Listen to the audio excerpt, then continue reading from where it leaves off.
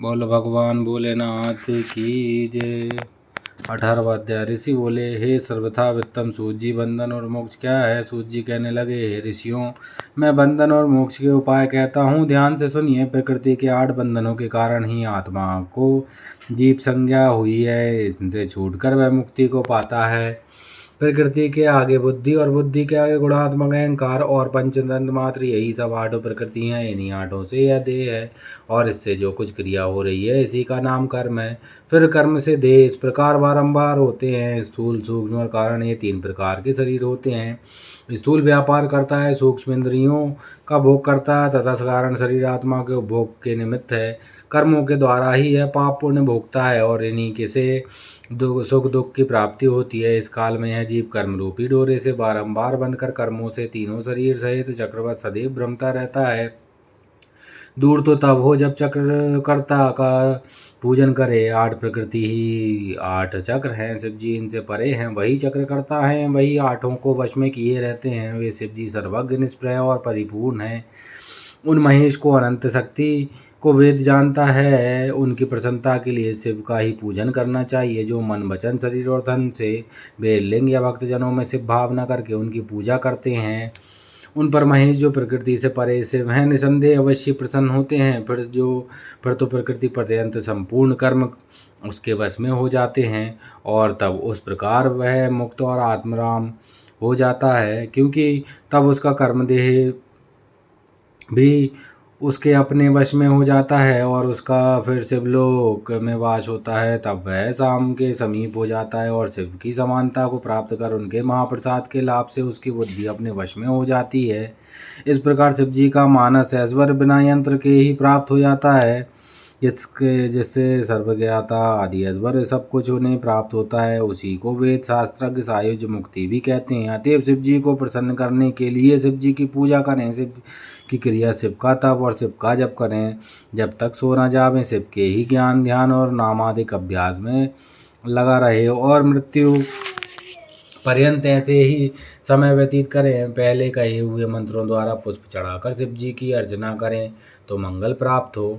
इतना सुनकर ऋषियों ने कहा, ये सूत जी, अब लिंगादि में शिव जी का पूजन का विधि बतलाइए। सूत जी बोले, हे ब्राह्मण सुनिए, मैं लिंगादि का पूजन विधान क्रमशः कहता हूँ। प्रणव पहला लिंग है, जिससे सब कामनाएं पूर्ण होती हैं। वह स्थूल भी है और सूक्ष्म भी, उसी को पंचाक्षर भी कहते हैं। उसकी पूजा ही मोक्ष है। इसके अतिरिक्त पुरुषार्थ से और प्रकृति के भी बनाए हुए बहुत से लिंग हैं, जिन्हें शिव जी ही जानते हैं, अन्य नहीं। किंतु पृथ्वी के विकार से मैं 5 लिंग कहता हूँ, स्वयं भी लिंग, बिंदु लिंग, प्रतिष्ठित लिंग, चर लिंग और गुरु लिंग। जो लिंग किसी देवता या ऋषि के तप से पृथ्वी को फोड़ कर वह स्वयं निकला हो, वह स्वयं शंभु लिंग कहलाता है। उस लिंग की पूजा करने से स्वयं ज्ञान की वृद्धि होती है। इसी प्रकार स्वर्ण, चांदी और पृथ्वी आदि की वेदिका में या लिंग को प्रणव मंत्र से पत्र पर लिखकर उसकी प्रतिष्ठा और आह्वान करके, जो वह बिंदु नाद में लिंग स्थावर और जंगम रूप शिव दर्शन के योग्य है। वैसे तो जिसमें शिव जी का विश्वास हो उसमें ही वह फल देते हैं। विधि पूर्वक लिंग को संपुट पात्र में रखकर पृथक ग्रह में स्थापन करें और नित्य पूजन भोजन निवेदन करें, यह गृहस्थ के लिए उचित है। निवृत्त हुए जनों को सूक्ष्म लिंग का ही विधान है। उनके लिए विभूति से अर्चन कर विभूति की ही निवेदन करना योग्य है, क्योंकि विभूति का एक अलग ही महत्व है। शिव का भक्त शिव स्वरूप हो जाता है। अतः स्त्री हो या पुरुष, सदैव भस्म धारण करना चाहिए। दिन हो या रात, किसी समय भी सजल भस्म को त्रिपुट सहित धारण कर जो शिव की पूजा करता है, उसे निश्चय ही शिव पूजन का पूरा फल मिलता है। शिव मंत्र द्वारा भस्म धारण करके श्रेष्ठ आश्रमी होता है। शिव परायण ही शिव आश्रमी है। शिव जी की व्रति को अपवित्रता और सूतक नहीं लगता, क्योंकि वह भस्म लगाए रहता है। गुरु के हाथों से सीख कर नित्य भस्म धारण करना योग्य है। वही सच्चा गुरु है, जो शिष्य के राजस, तामस आदि तीनों गुणों का नाश कर शिव का बोध कराता है। इसी कारण ज्ञानी गुरु सर्वथा ही पूजनीय है, शिष्य पुत्र के समान है। वही सच्चा शिष्य जो गुरु के शासन को स्वीकार करता है। इसी से यह मंत्र पुत्र भी कहा जाता है। इसको उचित है कि गुरु रूप पिता की सर्वदा पूजा करे। उत्पन्न करने वाला पिता पुत्र को संसार में डुबा देता है, परंतु ज्ञानदाता गुरु रूप पिता संसार से पार कर देता है। इस प्रकार दोनों का अंतर जानकर गुरु रूप पिता का पूजन करना योग्य है। तन मन और धन से गुरु सर्वदा ही पूजनीय है। गुरु पूजा से भगवान शिव की पूजा हो जाती है। गुरु भी विशेष ज्ञाता होना चाहिए और बड़े यत्न से ऐसे गुरु को ग्रहण करें। अज्ञान का नाश करना ही गुरु का कार्य है। यदि विशेष ज्ञाता गुरु हो तो अज्ञान को हटा सकता है। सब कर्मों के आदि में विघ्न नाशक गणेश जी का पूजन करना चाहिए। फिर सब बाधाओं की शांति के लिए देवताओं का पूजन करें। दैहिक, दैविक और भौतिक तीनों प्रकार के दोष पाप देवादिक पूजन से शांत हो जाते हैं। आचार्य जैसा कहें जब ऐसा विष्णु आदि की पूजा करें, जिससे जप और हवन आदि का सभी विधान संपन्न होता है। दान आदि का भी नियम पालन करना पड़ता है। प्रतिमा का दान भी किया जाता है। स्वर्ण प्रतिमा का दान दक्षिणा सहित करें। संपूर्ण आयु की सिद्धि के लिए तिल का दान करें। व्याधि दूर करने के लिए घृत का पात्र दान देवें। 1000 ब्राह्मणों को भोज करावें। दरिद्र हो तो गो को भोजन करावें, अथवा और भी धनवान हो तो यथाशक्ति भोजन करावें। भूत आदि की शांति के लिए भैरव की पूजा करें और सबके अंत में श्री शिव जी का महाअभिषेक करें तथा उन्हें नैवेद्य समर्पण कर बहुत से ब्राह्मणों को भोजन करावें। यदि इस प्रकार का शांति यज्ञ प्रत्येक वर्ष फाल्गुन मास में करें तो बहुत से दोषों की शांति हो जाती है। यदि ऐसा सविधि दक्षिणायुक्त यज्ञ आदि कर्मदान अभाव के कारण करने में असमर्थ हो तो स्नान करके कुछ दान देवें और 108 मंत्र द्वारा सूर्य को नमस्कार करें, अथवा 10,000 लक्ष अथवा करोड़ नमस्कार करें। इस प्रकार के नमस्कार रूप यज्ञ से संपूर्ण देवता प्रसन्न हो जाते हैं। फिर शिव भगवान से इस प्रकार प्रार्थना करें कि हे शिव जी, आप सगुण और प्रकाश में हैं। आपके स्वरूप में मैंने अपनी बुद्धि अर्पण कर दी है और जो कुछ भी मेरा है वह सब मुझ सहित आपका है। मैं अपनी देह से नम्र हूँ। हे प्रभु, आप महान हैं और आपका होने से ही मेरा स्वरूप शून्य नहीं है, क्योंकि मैं आपका दास हूँ। इस प्रकार की प्रार्थना कर नमस्कार पूर्वक आत्म यज्ञ की कल्पना करें और आचार्य एवं गुरु जैसा बतलावे वैसा पापनाशक विधान करें। शिव धर्मों में प्रदक्षिणा सबसे श्रेष्ठ है। क्रिया से युक्त जप रूप प्रणव ओमकार ही प्रदक्षिणा है। जन्म और मरण माया चक्र है और इसी को शिव का बलिपीठ कहते हैं। बलिपीठ से प्रारंभ करके प्रदक्षिणा के क्रम से नमस्कार कर आत्मसमर्पण करें, अर्थात जन्म और मरण दोनों ही शिव की माया में अर्पण कर देवे। शिव की माया में अर्पण करने से फिर आत्मा को जन्म मरण नहीं प्राप्त होता, प्राणी मुक्त हो जाता है। जब तक शरीर क्रिया के अधीन है तभी तक बद्ध होने से यह जीव कहा जाता है। और स्थूल सूक्ष्म और कारण तीनों शरीरों को वश में करने पर विद्वानों द्वारा यही मुक्त कहा जाता है। शिव जी ही इस माया चक्र के प्रणेता है। शिव जी को ही परम कारण है। शिव जी की माया में अर्पित द्वंद्व का शिव जी निवारण करते हैं। जब हम शिव को द्वारा कलमित द्वंद्व को शिव में ही अर्पण कर देते हैं तब उनको निवारण करता शिव जी से निश्चय वही उसका निवारण कर देते हैं। ब्राह्मणों प्रदक्षिणा और नमस्कार शिव जी को अत्यंत प्रिय है। जो परमात्मा शिव की इस प्रकार षोडशोपचार वाली पूजा प्रदक्षिणा और नमस्कार करते हैं उन्हें महान फल की प्राप्ति होती है। पृथ्वी में ऐसा कोई पातक नहीं जो प्रदक्षिणा से नाश न होता हो, इसलिए प्रदक्षिणा से ही समस्त पापों का नाश करें। जैसे भी हो शुद्ध अन्न खाकर जीव हिंसादि से रहित हो, एकाग्र मन से शिव जी की भक्ति करें और मौन रहकर शिव रहस्य का मनन कर यथाशक्ति गोदान करें। परंतु शिव भक्तों में अवश्य शिव महात्म को प्रकाशित करें। शिव मंत्र के रूप में शिव ही जानते हैं, अन्य नहीं। शिव भक्त को चाहिए कि नित्य शिवलिंग का आश्रय कर वास करे। हे ब्राह्मण, जो मनुष्य हृदय को पढ़ेंगे या सुनेंगे वे शिव जी की कृपा से ज्ञान को प्राप्त हो करेंगे। बोल शंकर भगवान की जय।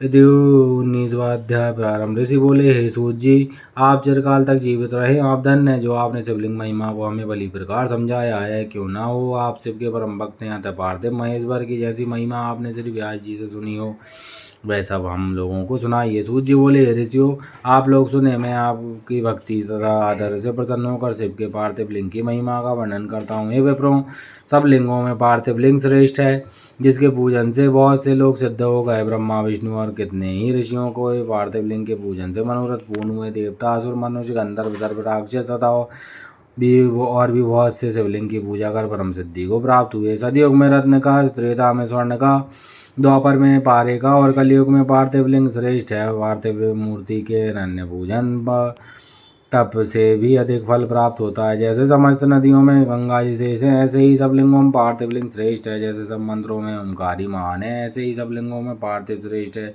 आराध्य और पूजनीय है, जैसे सब वर्णों में ब्राह्मण श्रेष्ठ हैं, सब पुरियों में काशी श्रेष्ठतम है।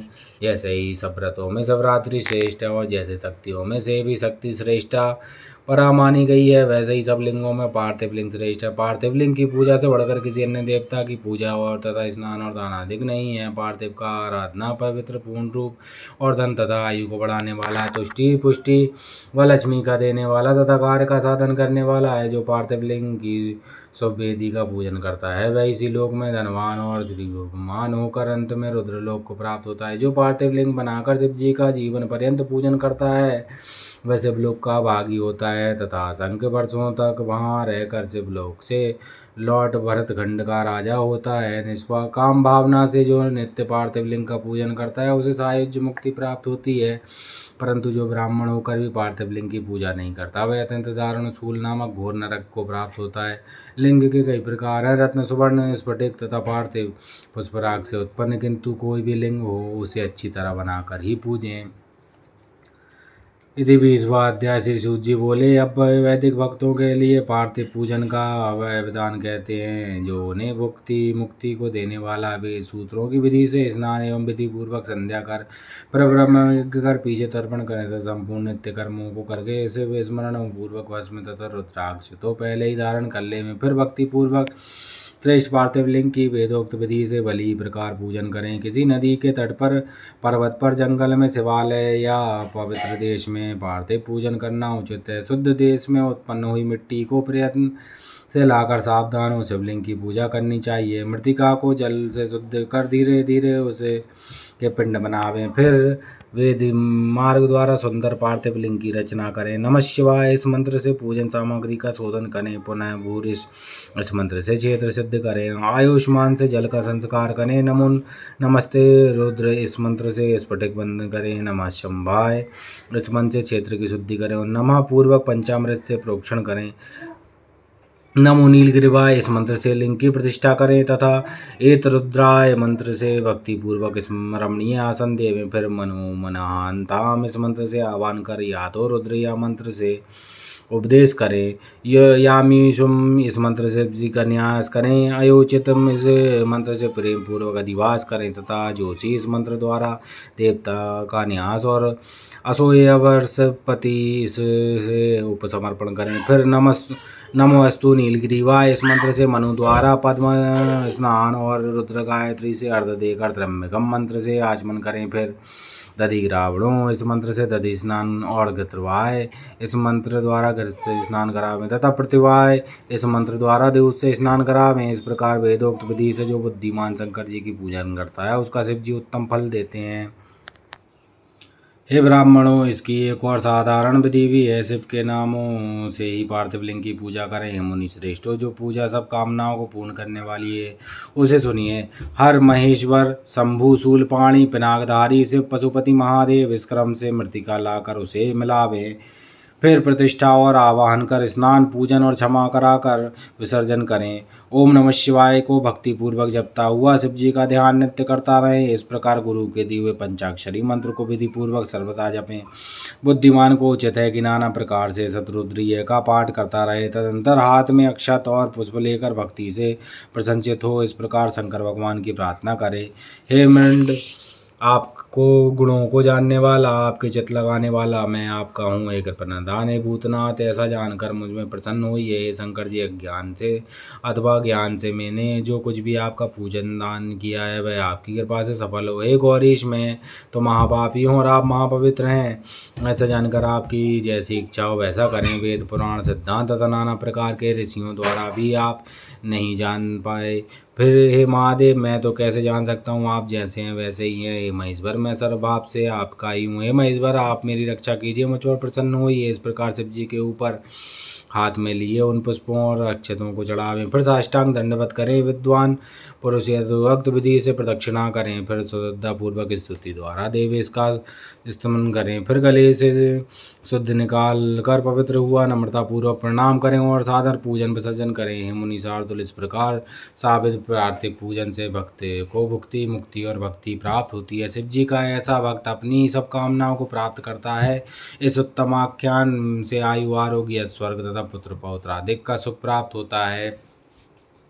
इति 21वाध्याय। ऋषि बोले, हे महाभाग सूत जी, हे व्यास से आपने जो यह भली प्रकार से पार्थिव लिंग का अर्चन कहा है, इसके लिए आपको हमारा नमस्कार है। हे दीन वत्सल, अब आप हम पर कृपा कर यह बतलाइए कि शिव जी के पार्थिव लिंग की कुल कितनी संख्या है। सूत जी बोले, हे ऋषियों, पार्थिव लिंगों की संख्या कामना के अनुसार कही गई है। विद्यार्थी पुरुष प्रतीक पूर्वक सहस्त्र पार्थिव शिव का पूजन करे। ऐसा करने से उसका मनोरथ पूर्ण होता है। धन का इच्छुक 500, पुत्र का इच्छुक 1500 तथा वस्त्र का चाहने वाला 500 पार्थिव लिंग को बनाकर पूजे। मोक्ष का इच्छुक 1 करोड़, भूमि का इच्छुक 1 सहस्त्र, दया का इच्छुक 3 सहस्त्र, तीर्थ की कामना वाला 2 सहस्त्र तथा इसी प्रकार जिसकी जैसी कामना हो उसके अनुसार वेदोक्त विधि से उतनी उतनी संख्या में पार्थिव लिंग की पूजा करे।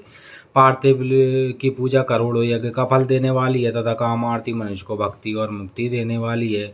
परंतु जिसका समय बिना लिंग पूजा ही व्यतीत होता है वह तो महान दुर्वृत्त और दुरात्मा है और उसकी महान हानि होती है। क्योंकि एक और सब दान और विविध प्रकार के व्रत तथा तीर्थ नियम और यज्ञ हैं तथा एक और लिंग की पूजा है। कलयुग में और लोक में तो लिंग पूजा ही श्रेष्ठ कही है, इसके समान दूसरा कुछ नहीं। यही शास्त्र का नियम है। भक्ति मुक्तिदाता लिंग अनेक आपत्तियों से बचाता है। ऐसे नित्य पूजन वाले शिव जी ही सायुज्य मुक्ति को प्राप्त कराता है। शिवान्मय लिंग की पूजा महर्षियों तक को तो नित्य करनी चाहिए। 4 अंगुल ऊंचा सुंदर वेदी से युक्त लिंग को उत्तम कहा गया है। उससे आधा चम्मच और उससे आधा अधम कहा गया है। चारों वेद और सब शास्त्रों में लिंग की आराधना के समान दूसरा पुण्य नहीं। विद्वान को उचित है कि वह सब कर्म जालों को छोड़कर नित्य एक लिंग की पूजा करे, क्योंकि लिंग का अर्चन करने से संपूर्ण स्थावर जंगम जगत पूजित हो जाता है। संसार से तरने का इससे सुंदर उपाय दूसरा नहीं। ब्राह्मण, क्षत्रिय, वैश्य, स्त्री तथा अन्य सभी जातियों को शिवलिंग की पूजा करने का अधिकार है। द्विजों को वैदिक मार्ग से पूजा करनी चाहिए, अन्य मार्गों से नहीं। और दधीची, गौतम आदि ब्राह्मणों के साप से दग्ध चित्त वालों एवं उनके वंशजों को जिनकी वैदिक कर्म में श्रद्धा नहीं, जो वेद स्मृति के कर्म का अनादर कर दूसरे कर्म का आचरण करते हैं, उनके संकल्प नहीं प्राप्त होते, उन्हें चाहिए कि वे उसी स्थान पर जन्मयी अष्टमूर्ति का पूजन करें। पृथ्वी, जल, अग्नि, वायु, आकाश, सूर्य, चंद्रमा और यजमान, ये 8 मूर्ति पूज हैं। सर्वभव, रुद्र, उग्र, भीम, ईश्वर, महादेव, पशुपति इसका मूर्ति द्वारा पूजन करें। देव कर्म को रात्रि में सर्वदा उत्तराभिमुख होकर करें। इसी प्रकार पवित्रता से युक्त होकर उत्तर की ओर मुख करके शिव जी का पूजन करें। शिव जी के आगे पूर्व को ना बैठें और शक्ति सहित दक्षिण को ना बैठें और ना ही पश्चिम को बैठें, किंतु उत्तर को ही बैठें। साथ ही भस्म और रुद्राक्ष की माला तथा बिना बेलपत्र के ज्ञानी जन शंकर का पूजन ना करें। शिव जी की पूजा में भस्म ना मिले तो मृतिका से ही ललाट पर त्रिपुंड लगा ले। बोल शंकर भगवान की जय। 21वां अध्याय समाप्त। तो भक्तों, हमने आज शिव महापुराण के 4 अध्याय पढ़े, जिसमें हमें यह ज्ञान प्राप्त हुआ कि हमें पार्थिव शिवलिंग बनाकर ही उसकी पूजन करनी चाहिए, जो कि आपकी सभी मनोकामनाओं को पूरा करता है। पार्थिव शिवलिंग मतलब आपको शुद्ध मिट्टी से अपने हाथों से ही पार्थिव शिवलिंग बनाना है और उसकी पूजा करनी है। और उसका फल देखिए, इन्होंने बताया है शिव महापुराण में कि जो भी व्यक्ति अपने मनोरथ सिद्ध करना चाहता है उसे शिवलिंग कितने बनाने चाहिए। यदि कोई विद्यार्थी है तो उसे प्रीतिपूर्वक सहस्त्र शिवलिंग, जो कि 100 शिवलिंग होते हैं, 100 शिवलिंग बनाकर उनकी पूजा करनी चाहिए, जिससे विद्यार्थी की मनोकामना पूर्ण होती है। और यदि किसी को धन की इच्छा है तो उसको 500 शिवलिंग बनाकर उनकी पूजा करनी चाहिए। पुत्र की इच्छा है तो 1500, जिसको पुत्र चाहिए उसको 1500 पार्थिव शिवलिंग, मिट्टी के शिवलिंग बनाकर उसका पूजन करना चाहिए। वस्त्र का चाहने वाला 500 शिवलिंग, पार्थिव शिवलिंग बनाकर पूजा करे। और जिसको मोक्ष चाहिए, मोक्ष का इच्छुक यदि 1 करोड़ शिवलिंग, भूमि का इच्छुक जिसे भूमि चाहिए उसे 1 सहस्त्र शिवलिंग, 1000 शिवलिंग, और जिसे दया चाहिए उसे 3,000 शिवलिंग, और जिसे तीर्थ की कामना है उसे 2 सहस्त्र शिवलिंग बनाकर उनकी पूजन करनी चाहिए, जिससे कि आपकी सारी मनोकामनाएं पूरी होंगी। तो आज ये हमारे 4 अध्याय समाप्त हैं। तो यदि आपको इन कथा से सबको अच्छा ज्ञान प्राप्त हो तो हमारे चैनल को सब्सक्राइब करें, लाइक करें, शेयर करें, और आपको यदि कोई भी जानकारी सही ना लगी हो या कोई अन्य जानकारी चाहिए हो तो हमें कमेंट करके हमारे सेक्शन में कमेंट लिखें। धन्यवाद। बोलो भगवान भोलेनाथ की जय।